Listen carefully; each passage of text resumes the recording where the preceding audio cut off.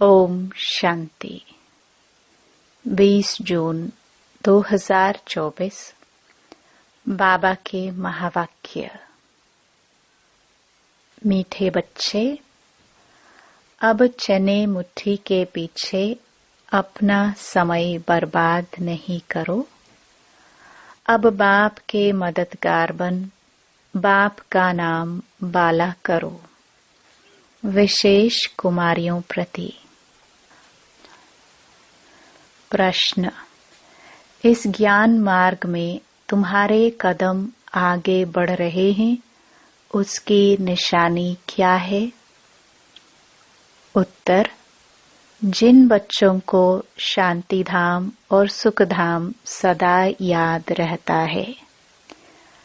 याद के समय बुद्धि कहाँ पर भी भटकती नहीं है। बुद्धि में व्यर्थ के ख्यालात नहीं आते। बुद्धि एकाग्र है, झुटका नहीं खाते। खुशी का पारा चढ़ा हुआ है, तो इससे सिद्ध है कि कदम आगे बढ़ रहे हैं। ओम शांति।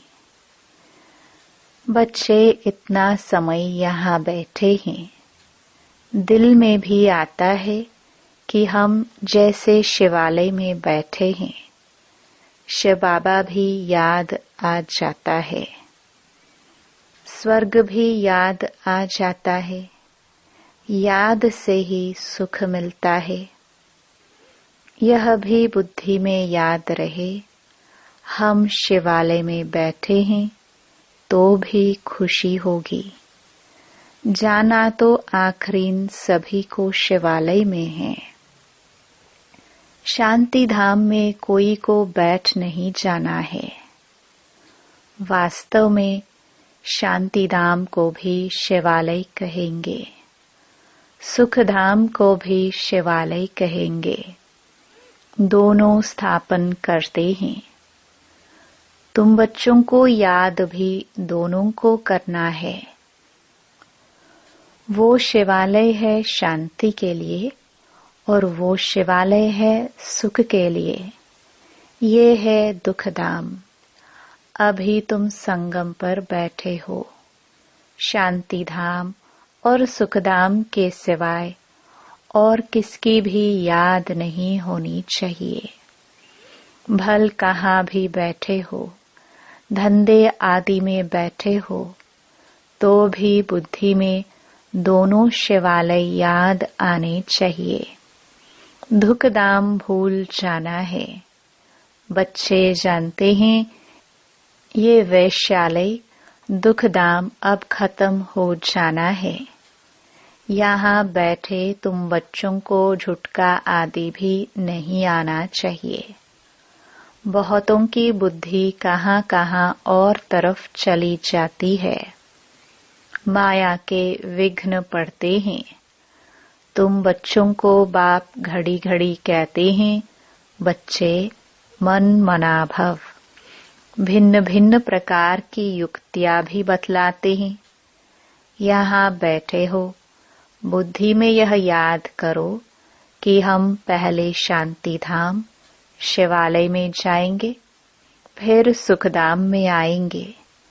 ऐसा याद करने से पाप कटते जाएंगे। जितना तुम याद करते हो उतना कदम बढ़ाते हो। यहाँ और कोई ख्यालात में नहीं बैठना चाहिए, नहीं तो तुम औरों को नुकसान पहुंचाते हो। फायदे के बदले और ही नुकसान करते हो। आगे जब बैठते थे तो सामने कोई को जांच करने के लिए बिठाया जाता था।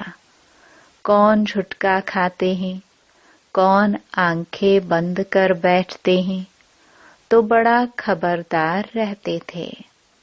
बाप भी देखते थे। इनका बुद्धि योग कहाँ भटकता है क्या, या झुटका खाते हैं क्या? ऐसे भी बहुत आते हैं जो कुछ भी समझते नहीं है। ब्राह्मणियां ले आती हैं। शिव बाबा के आगे बच्चे बड़े अच्छे होने चाहिए, जो गफलत में नहीं रहे, क्योंकि यह कोई ऑर्डिनरी टीचर नहीं। बाप बैठ सिखलाते हैं। यहाँ बहुत सावधान होकर बैठना चाहिए। बाबा 15 मिनट शांति में बिठाते हैं। तुम तो घंटा 2 घंटा बैठते हो। सब तो महारथी नहीं है। जो कच्चे हैं उनको सावधान करना है।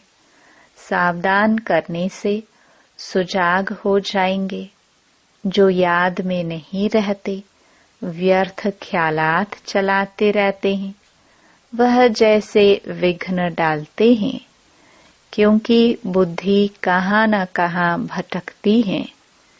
महारथी, घोड़े सवार, प्यादे सब बैठे हैं। बाबा आज विचार सागर मंथन करके आए थे। म्यूजियम में अथवा प्रदर्शनी में तुम बच्चे जो शिवालय, वेश्यालय और पुरुषोत्तम संगम युग तीनों ही बताते हो। यह बहुत अच्छा है समझाने के लिए। यह चित्र बहुत बड़े बड़े बनाने चाहिए। सबसे अच्छा बड़ा हॉल इनके लिए होना चाहिए, जो मनुष्यों की बुद्धि में झट बैठे। बच्चों का विचार चलना चाहिए कि इसमें हम इम्प्रूवमेंट कैसे लाए। पुरुषोत्तम संगम युग बहुत अच्छा बनाना चाहिए। उससे मनुष्यों को बहुत अच्छी समझानी मिल सकती है। तपस्या में भी तुम 5-6 को बिठाते हो, परंतु नहीं, 10-15 को तपस्या में बिठाना चाहिए। बड़े बड़े चित्र बनाकर क्लियर अक्षर में लिखना चाहिए। तुम इतना समझाते हो, फिर भी समझते थोड़े ही हैं। तुम मेहनत करते हो समझाने के लिए। पत्थर बुद्धि है ना, तो जितना हो सके अच्छी रीति समझाना चाहिए। जो सर्विस में रहते हैं उन्हों को सर्विस बढ़ाने का ख्याल करना है। प्रोजेक्टर प्रदर्शनी में इतना मजा नहीं है जितना म्यूजियम में। प्रोजेक्टर से तो कुछ भी समझते नहीं। सबसे अच्छा है म्यूजियम, भल छोटा हो। एक कमरे में तो यह शिवालय, वेश्यालय और पुरुषोत्तम संगम युग का सीन हो। समझाने में बड़ी विशाल बुद्धि चाहिए। बेहद का बाप, बेहद का टीचर आए हैं, तो बैठ थोड़े जाएंगे कि बच्चे MA BA पास कर ले। बाप बैठा थोड़े ही रहेगा, थोड़े टाइम में चला जाएगा। बाकी थोड़ा समय है तो भी जागते नहीं। अच्छी अच्छी जो बच्चियां होंगी वह कहेंगी कि इन 400-500 रुपयों के लिए क्यों हम मुफ्त अपना टाइम बर्बाद करें। फिर शिवालय में हम क्या पद पाएंगे। बाबा देखते हैं कुमारियां तो फ्री हैं, भल कितना भी बड़ा पगार हो तो भी यह तो जैसे मुट्ठी में चने हैं। ये सब खलास हो जाएंगे, कुछ भी रहेगा नहीं। बाप चने मुट्ठी अब छुड़ाने आए हैं, परंतु छोड़ते ही नहीं हैं। उसमें है चने मुट्ठी, इसमें है विश्व की बादशाही। वह तो पाई पैसे के चने हैं, उनके पिछाड़ी कितना हैरान होते हैं। कुमारियां तो फ्री हैं, वह पढ़ाई तो पाई पैसे की है। उनको छोड़ यह नॉलेज पढ़ते रहे तो दिमाग भी खुले। ऐसी छोटी छोटी बच्चियां बड़ों बड़ों को बैठ नॉलेज दे। बाप आए हैं, शिवालय स्थापन करने। यह तो जानते हैं कि यहाँ का सब कुछ मिट्टी में मिल जाना है। यह चने भी नसीब में नहीं आएंगे। किसकी मुट्ठी में 5 चने अर्थात 5 लाख होंगे, वह भी खत्म हो जाएंगे। अभी टाइम बहुत थोड़ा है। दिन प्रतिदिन हालात खराब होती जाती है। अचानक आफतें आ जाती हैं। मौत भी अचानक होते रहते हैं। मुट्ठी में चने होते ही प्राण निकल जाते हैं। तो मनुष्यों को इस बंदरपने से छुड़ाना है। सिर्फ म्यूजियम देख खुश नहीं होना है, कमाल कर दिखाना है। मनुष्यों को सुधारना है। बाप बच्चों को विश्व की बादशाही दे रहे हैं। बाकी तो भुगरा चना भी किसको नसीब में नहीं आएगा। सब खत्म हो जाएंगे। इससे तो क्यों ना बाप से बादशाही ले लो, कोई तकलीफ की बात नहीं। सिर्फ बाप को याद करना है और स्वदर्शन चक्र फिराना है। भुगरों से चनों से मुट्ठी खाली कर, हीरे जौहरों से मुट्ठी भरकर जाना है। बाप समझाते हैं, मीठे बच्चे, इन चने मुट्ठी के पिछाड़ी तुम अपना समय क्यों बर्बाद करते हो? हाँ, कोई बुजुर्ग हैं, बाल बच्चे बहुत हैं, तो उनको संभालना होता है। कुमारियों के लिए तो बहुत सहज है। कोई भी आए तो उनको समझाओ कि बाप हमको यह बादशाही देते हैं, तो बादशाही लेनी चाहिए ना।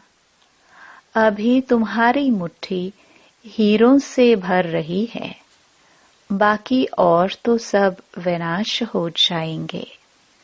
बाप समझाते हैं, तुमने 63 जन्म पाप किए हैं। दूसरा पाप है बाप और देवताओं की ग्लानि करना। विकारी भी बने हैं और गाली भी दिया है। बाप की कितनी ग्लानि की है। बाप बच्चों को बैठ समझाते हैं, बच्चे टाइम नहीं गंवाना चाहिए। ऐसे नहीं, बाबा हम याद नहीं कर सकते। बोलो, बाबा हम अपने को आत्मा याद नहीं कर सकते। अपने को भूल जाते हैं। देह अभिमान में आना गोया अपने को भूलना।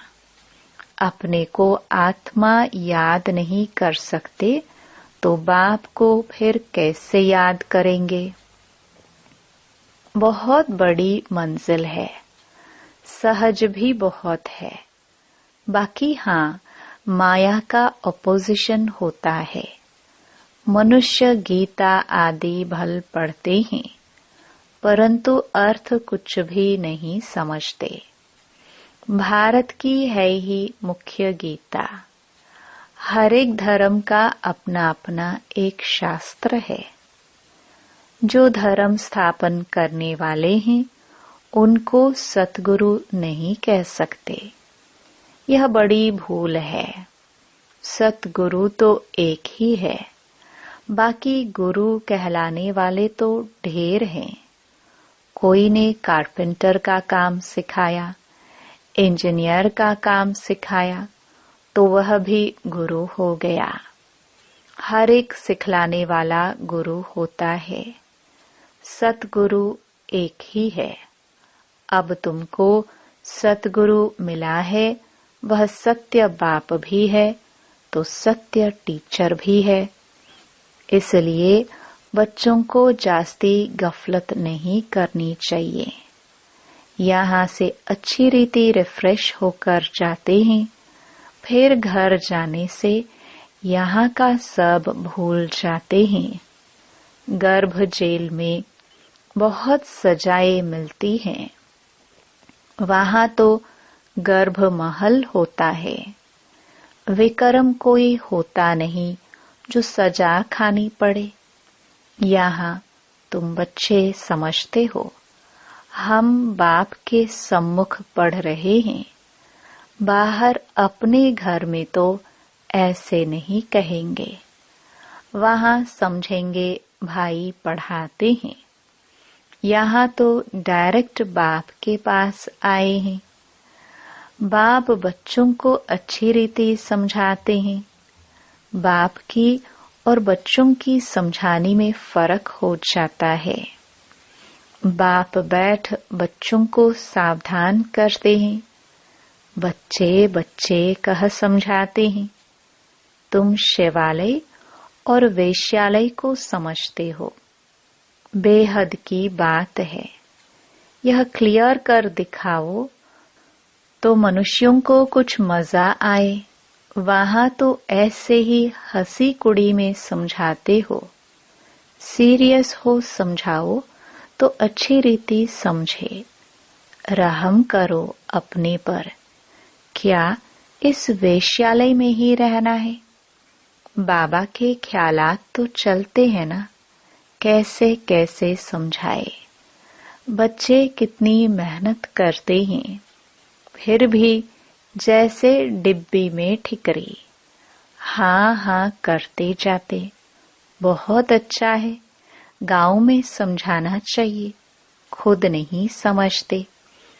साहूकार पैसे वाले लोग तो समझेंगे भी नहीं, बिल्कुल अटेंशन ही नहीं देंगे। वह पिछाड़ी में आएंगे, फिर तो टू लेट हो जाएंगे। न उनका धन काम में आएगा, न योग में रह सकेंगे।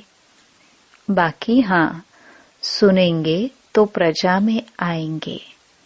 गरीब बहुत ऊंच पद पा सकते हैं। तुम कन्याओं के पास क्या है? कन्या को गरीब कहा जाता है, क्योंकि बाप का वर्षा तो बच्चे को मिलता है। बाकी कन्यादान दिया जाता है, तब विकार में जाती है। कहेंगे शादी करो तो पैसे देंगे, पवित्र रहना है तो एक पाई भी नहीं देंगे। मनोवृत्ति देखो कैसी है। तुम कोई से भी डरो मत। खुली रीति समझाना चाहिए, फुर्त होना चाहिए। तुम तो बिल्कुल सच कहते हो। यह है संगम युग। उस तरफ है चने मुट्ठी, इस तरफ है हीरों की मुट्ठी। अभी तुम बंदर से मंदिर लायक बनते हो। पुरुषार्थ कर हीरे जैसा जन्म लेना चाहिए ना। शक्ल भी बहादुर शेरनी जैसी होनी चाहिए। कोई कोई की शक्ल जैसे रीढ़ बकरी मिसल है, थोड़ा आवाज से डर जाएंगे। तो बाप सभी बच्चों को खबरदार करते हैं। कन्याओं को तो फंसना नहीं चाहिए, और ही बंधन में फंसेंगे तो फिर विकार के लिए डंडे खाएंगे। ज्ञान अच्छी रीति धारण करेंगी तो विश्व की महारानी बनेंगी। बाप कहते हैं, मैं तुमको विश्व की बादशाही देने आया हूँ, परंतु किसी किसी के नसीब में नहीं है। बाप है ही गरीब निवास। गरीब हैं कन्याएं। माँ बाप शादी नहीं करा सकते हैं तो दे देते हैं, तो उनको नशा चढ़ना चाहिए। हम अच्छी रीति पढ़कर पद तो अच्छा पाए। अच्छे स्टूडेंट जो होते हैं वह पढ़ाई पर ध्यान देते हैं। हम पास विद ऑनर हो जाए, उनको ही फिर स्कॉलरशिप मिलती है। जितना पुरुषार्थ करेंगे उतना ऊंच पद पाएंगे। वह भी 21 जन्म लिए। यहाँ से अल्पकाल का सुख। आज कुछ मर्तबा, कल मौत आ गया, खलास। योगी और भोगी में फर्क है ना। तो बाप कहते हैं गरीबों पर ज्यादा अटेंशन दो। साहूकार मुश्किल उठाएंगे, सिर्फ कहते बहुत अच्छा है, यह संस्था बहुत अच्छी है, बहुतों का कल्याण करेगी, अपना कुछ भी कल्याण नहीं करते। बहुत अच्छा कहा, बाहर गए खलास। माया डंडा उठाकर बैठी है, जो हौसला ही गुम कर देती है। एक ही थप्पड़ लगाने से अकल चट कर देती है। बाप समझाते हैं, भारत का हाल देखो क्या हो गया है। बच्चों ने ड्रामा को अच्छी रीति समझा है। अच्छा, मीठे मीठे सिखिलदे बच्चों प्रति माता पिता बाप दादा का याद प्यार और गुड मॉर्निंग। रूहानी बाप की रूहानी बच्चों को नमस्ते। धारणा के लिए मुख्य सार। पहला, चने मुट्ठी छोड़ बाप से विश्व की बादशाही लेने का पूरा पुरुषार्थ करना है। किसी भी बात में डरना नहीं है। निडर बन बंधनों से मुक्त होना है। अपना समय सच्ची कमाई में सफल करना है। दूसरा, इस दुखधाम को भूल शिवालय अर्थात शांति धाम सुख धाम को याद करना है। माया के विघ्नों को जान उनसे सावधान रहना है। वरदान।